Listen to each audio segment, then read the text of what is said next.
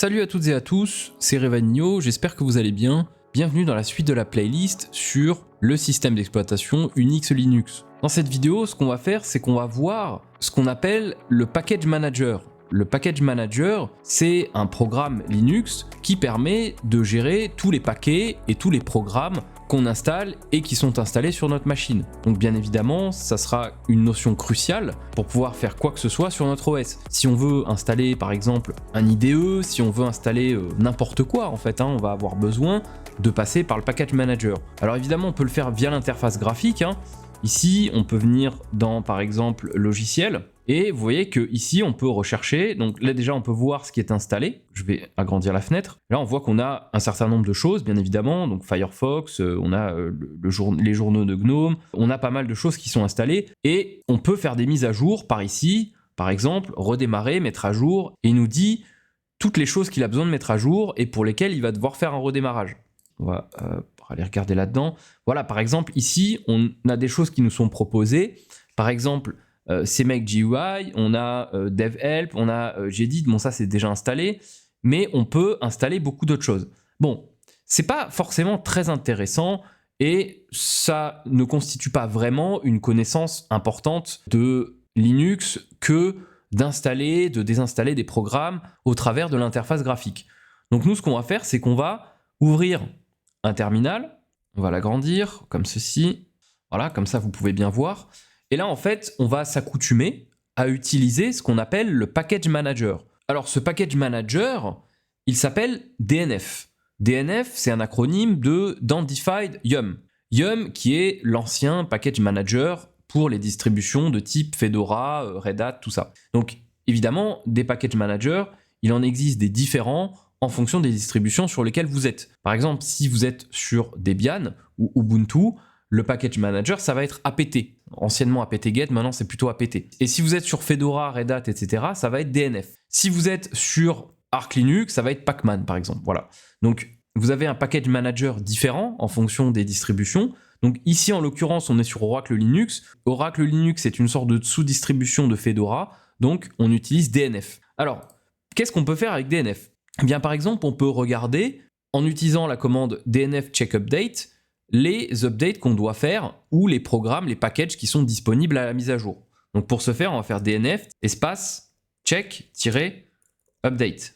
Donc là, il va mettre un certain temps, il regarde un petit peu les données qu'il a et il va checker les updates qui sont disponibles. Bon, ça peut durer un petit moment en fonction depuis combien de temps vous n'avez pas mis votre système à jour. Moi, ça fait un petit moment. C'est une VM, moi, que je n'utilise pas pour autre chose que les vidéos, donc forcément, il y a beaucoup de choses sûrement à mettre à jour. Donc là, vous voyez, voilà, on a une sacrée liste. Là, regardez la taille de la liste. Donc ça, c'est tous les programmes, tous les packages que je peux mettre à jour. C'est-à-dire tous les packages qui sont déjà installés. Et en fait, le Package Manager me propose de les mettre à jour. Et du coup, je peux les mettre à jour, par exemple, en faisant DNF Update. Si je fais DNF Update, tous les paquets qui sont listés ici vont être mis à jour. Donc, je pourrais faire -Y pour dire yes et confirmer pour tous les paquets. Mais bon, je vous conseille pas de le faire sauf si vous êtes sûr, parce qu'on ne sait jamais, il y a des paquets que vous allez peut-être pas vouloir mettre à jour, ou vous allez peut-être appuyer sans le faire exprès sur l'entrée, et du coup ça va vous mettre automatiquement à jour tous les paquets.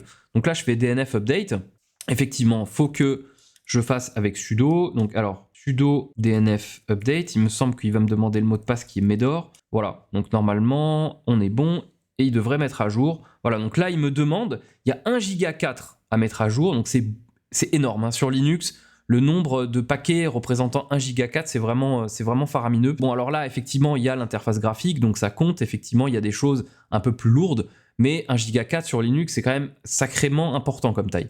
Bon, on va le dire oui. C'est même plus la taille que j'ai sur mon disque, mais en principe, je dois avoir à peu près 50 gigas, donc ça ne devrait pas poser de problème. Donc là, on est parti pour un petit moment.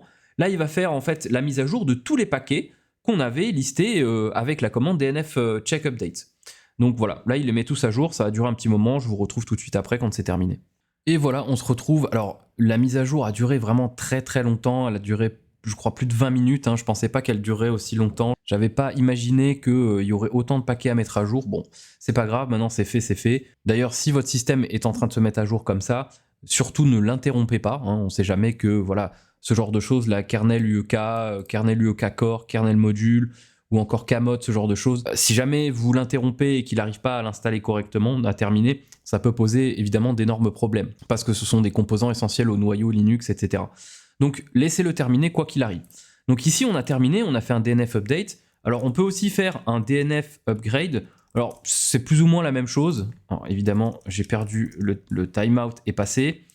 DNF upgrade, c'est plus ou moins la même chose. Je crois que s'il n'y a qu'une histoire de compatibilité, de rétrocompatibilité pardon, avec Yum, l'un ou l'autre, au final, c'est plus ou moins la même chose. Donc voilà, là il me dit par exemple dernière vérification de l'expiration des métadonnées effectuée il y a, voilà, ça a été il y a pas longtemps. Donc du coup, bon, on n'a pas besoin de le faire. Ok, donc ensuite, qu'est-ce qu'on a? Parce que évidemment, c'est pas les seules choses qu'on peut faire. Si DNF servait uniquement à checker les updates des paquets installés et à installer les paquets qu'on peut mettre à jour, son utilité serait assez limitée.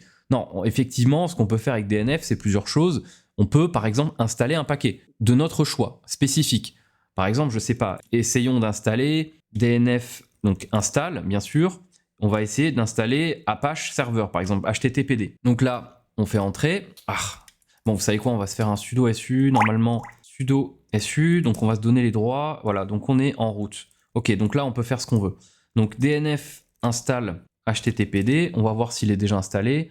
Donc, il nous met la liste des choses qu'il a besoin d'installer pour installer ce qu'on veut. Donc là, on veut installer Apache Server, HTTPD. Donc il nous dit installation de HTTPD, et voici les dépendances dont il a besoin. Toutes ces choses-là, HTTPD Core, File System Tools, APR, APR Utile. Il a aussi besoin de dépendances faibles, comme APR Utile OpenSSL et tout. Donc tout ça, c'est des choses dont il a besoin, on va dire de manière mineure, mais il en a besoin quand même.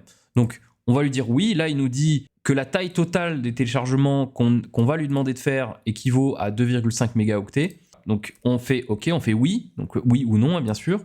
Et là, il va installer tout ce qu'il faut. Voilà, donc là, ça va durer bien évidemment beaucoup moins longtemps que le DNF update. Voilà, c'est terminé, parce qu'évidemment, on était à 1 giga 4 tout à l'heure et à, je crois, 600 paquets au début, puis ensuite c'est passé à 940 composants. Donc là, on était à 11, je crois, quelque chose comme ça. Donc c'est allé évidemment beaucoup plus vite. Donc là, on a installé HTTPD, donc on a installé le serveur Apache. Bon, ok. Imaginons maintenant qu'on veuille le supprimer, on peut le faire. Imaginez qu'on soit en fait un petit peu comme dans le gestionnaire de programmes Windows, c'est-à-dire qu'on peut installer, on peut modifier, on peut rajouter des programmes un peu à notre guise. Eh bien, si on veut désinstaller HTTPD, bah, tout simplement, on va faire DNF remove HTTPD. Je fais entrer. Donc là, évidemment, tout à l'heure, c'était vert parce que c'était des paquets qu'on voulait installer. Là, ce sont des paquets qu'on lui demande de supprimer. Donc, il y a vraiment une distinction des couleurs. Je trouve ça plutôt sympa parce que ça nous permet de savoir ce qu'on est en train de faire. Et là, évidemment, il nous dit que l'espace libéré, il est équivalent à l'espace qu'on a pris tout à l'heure pour l'installation d'HTTPD. Donc là, on lui dit oui. Et là, en fait, il va procéder à la suppression voilà, de tous les paquets et du programme. Donc là, on a, avec succès, supprimé, désinstallé le paquet serveur Apache Web. Alors ensuite, on a une autre commande de DNF qui est assez sympa, c'est pour chercher un paquet. Alors que ce soit un paquet installé ou pas, hein, c'est un paquet, il va aller chercher sur ses repositories, donc on verra ce que c'est que des repositories, on verra comment on peut les modifier, etc. Où est-ce qu'ils vont taper, parce qu'évidemment, il y a des liens vers des sites par exemple Oracle ou Fedora pour aller chercher les différents paquets. Donc votre système d'exploitation, il ne sort pas les paquets de nulle part. Quand vous lui dites de faire un upgrade et d'afficher par exemple les paquets disponibles à l'installation, il est bien évident qu'il faut qu'il ait un URL, quelque part, un serveur pour aller voir ce qu'il y a de disponible. Il ne va pas le sortir de son chapeau. Donc du coup, on verra ce que c'est que des repositories. Pour l'instant, c'est pas trop le sujet. Donc, ce qu'on va faire, c'est que par exemple, on va chercher un paquet. Imaginons qu'on veuille chercher le paquet MySQL. Ce qu'on va faire, c'est qu'on va faire DNF search MySQL. Là, on fait entrer. Et là, en fait, il nous propose plusieurs choses. Hein. Là, vous voyez qu'il y a pas mal de choses. Donc, je vais peut-être légèrement agrandir la fenêtre. Voilà. Donc là, vous voyez qu'il y a pas mal de choses. Donc on a les fichiers sources MySQL. On a par exemple le client, je crois. On a le serveur. Voilà, là on a le serveur par exemple. Ici, on a Python MySQL. Donc c'est pour la compatibilité entre Python et MySQL et les librairies MySQL plus exactement. Et par exemple là, on a une alternative à MySQL qui est MariaDB. Donc MariaDB, MySQL, c'est plus ou moins la même chose. MySQL, ça appartient à Oracle. MariaDB, c'est pas le cas, c'est open source, etc. Enfin bref, on va pas rentrer dans les détails concernant les gestionnaires de bases de données ici. Mais voilà, simplement ici, par exemple, on a une liste de ce qu'on peut installer. Et si je fais, regardez, je prends un nom, par exemple, je vais prendre mysql.src, voilà. Ou non, je vais plutôt prendre celui-là. Je vais le copier, hop. Là, je vais faire dnf install, donc MySQL x86-64. Là, vous voyez qu'il me propose d'installer MySQL, donc celui que j'ai cherché, celui que j'ai trouvé dans la liste. Et là, il me montre aussi qu'il y a quand même des dépendances. Hein. Il y a le connector, il y a MySQL Common. Donc tout ça, c'est des utilitaires, des librairies pour MySQL pour son bon fonctionnement. Donc là, je vais faire non, j'ai pas envie de l'installer pour l'instant. On en aura peut-être besoin dans le futur, mais là, pour l'instant, c'est pas le cas. Donc voilà, opération avortée, pas de souci. Donc là, on clear. Qu'est-ce qu'on a d'autre au niveau de DNF qui est important? Eh bien, on a par exemple la commande qui nous permet d'afficher les paquets qui sont installés, uniquement les paquets installés. Pour ce faire, on va faire dnf list installed, donc la liste des paquets installés. Voilà, tout bête, hein, tout très simple. On voit qu'on a quand même un bon nombre de paquets installés, tout ça c'est installé sur notre machine, donc c'est vraiment, il y a beaucoup de choses. Hein. Après Linux, c'est un système d'exploitation qui est plus, on va dire, plus trivial que Windows. Enfin, j'ai envie de dire pas plus trivial, mais plus simple dans son fonctionnement. Il y a moins de couches, c'est moins complexe que Windows qui est une usine, mais il y a quand même beaucoup de choses. Il y a quand même beaucoup de choses installées malgré tout. Donc on va pas voir tout, hein, on va pas s'intéresser à chaque paquet installé sur notre OS, c'est pas le but. Le but c'est de maîtriser l'OS dans son ensemble, savoir gérer notre système d'exploitation, peut-être développer dessus, gérer l'infra, gérer tout ce qui est bureautique, le réseau et ce genre de choses. Voilà. Donc du coup, ici, qu'est-ce qu'il nous reste à voir dans DNF? Eh bien, on pourrait par exemple regarder si je rappelle ma commande dnf list installed et que dans ma liste, je veux simplement afficher par exemple ce qui est en rapport avec MySQL. Pour voir si j'ai un paquet MySQL installé, je pourrais faire ici pipe. Donc, on verra ce que c'est que ce genre d'opérateur. Pour l'instant, c'est une commande composée en fait. On peut appeler ça une commande composée. Là, je vais appeler grep. Donc, grep, c'est pour aller chercher une chaîne de caractères quelque part. Donc là, en l'occurrence, je passe grep dans la liste de DNF pour qu'il aille me chercher, par exemple, tout ce qui est en rapport avec étoile, MySQL, étoile. Étoile, c'est pour dire tu prends tous les caractères qui se trouvent avant, et étoile après, c'est pour tu me prends tous les caractères qui se trouvent après. Bon, bref, on détaillera tout ça bien évidemment dans le futur. Donc là, si je fais entrer, là, on voit en fait que j'ai pas de paquet MySQL installé. Eh bien, regardez, on va faire un petit test, on va installer MySQL. Ici, celui-là que j'ai pas voulu installer tout à l'heure, là, on va l'installer. Voilà, ça devrait pas prendre longtemps, hein, c'est pas un très gros paquet, voilà. Et là, je rappelle ma commande. Et si je fais entrer maintenant, alors non, on n'a pas MySQL qui s'affiche, pourquoi? Ok, j'ai compris, ça marche. Il aime pas trop les étoiles, ok. Donc on va faire comme ça, voilà. Donc là, vous voyez que on a les paquets qui s'affichent, alors je vais peut-être faire ça encore plus proprement, je vais faire un petit clear, voilà, comme ça on voit bien. Donc là, on voit que on a notre paquet qu'on a installé il y a quelques secondes, donc si on fait la même chose, je crois qu'il avait, je sais pas s'il a installé Python, mais là il devrait y avoir quand même pas mal de résultats, voilà, parce que Python, il y a beaucoup de paquets Python qui sont installés d'origine sur la machine. Donc vous voyez que si vous voulez trier et rechercher par exemple au travers d'une seule chaîne de caractères, vous pouvez. Et voilà comment on fait, là, donc, du coup il vous affiche en fait tous les paquets dans lesquels il y a évidemment la chaîne de caractères Python. Donc ça peut être des trucs qui n'ont pas forcément un rapport avec ce que vous cherchez, mais à vous ensuite d'affiner la recherche. Ok, donc on a aussi la possibilité d'avoir des informations sur un paquet. Par exemple, si je fais dnf info MySQL, normalement il devrait me sortir, voilà, il me sort toutes les informations concernant le paquet MySQL. Donc là on voit que c'est la version par exemple 8.0.36, on voit que c'est en architecture 64 bits. Qu'est-ce qu'on voit d'autre? On voit, voici la source de l'installation, voici le dépôt. Donc le dépôt il s'appelle OL9 AppStream, on verra ce que c'est, les repositories et tout, ce genre de choses. Voici l'URL, bon ça on s'en fiche un peu, la description du paquet, ce qu'il fait, et voilà, les paquets disponibles aussi. Donc là il faut savoir que c'est le dernier, donc c'est le dernier qu'on a installé je pense, alors peut-être pas, effectivement il y en a peut-être un nouveau, un plus récent, peu importe. Donc là vous voyez on a des informations sur le paquet en question qu'on a recherché. Les package managers, pratique, même j'ai envie de dire nécessaire.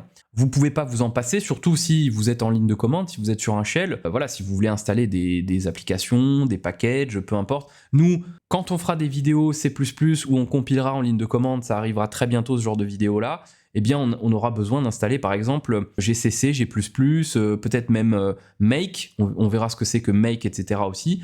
et on aura besoin de passer par évidemment le package manager pour les installer. Donc cette vidéo, je pense qu'elle est super utile non seulement pour la playlist Linux Unix, mais aussi pour la playlist C++ et aussi d'ailleurs pour les playlists futures de programmation que je prévois de faire. Voilà. Bon bah je pense qu'on va s'arrêter là, je pense que ça ira. Si vous avez des questions, n'hésitez pas à les poser bien évidemment dans les commentaires. Si vous avez aimé cette vidéo, n'hésitez pas à lâcher un petit pouce bleu et surtout à vous abonner. Moi je vous dis à bientôt dans la prochaine vidéo de cette playlist sur le système d'exploitation Unix Linux. Allez, ciao ciao.